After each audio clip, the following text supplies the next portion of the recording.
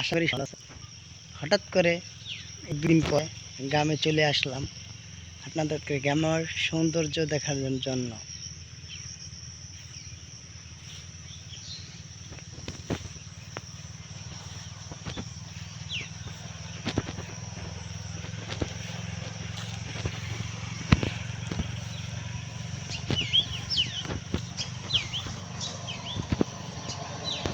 আশেপাশে দেখেন ভুট্টা ক্ষেত অনেক সুন্দর দেখা যাচ্ছে, ফিল হচ্ছে অনেক, না?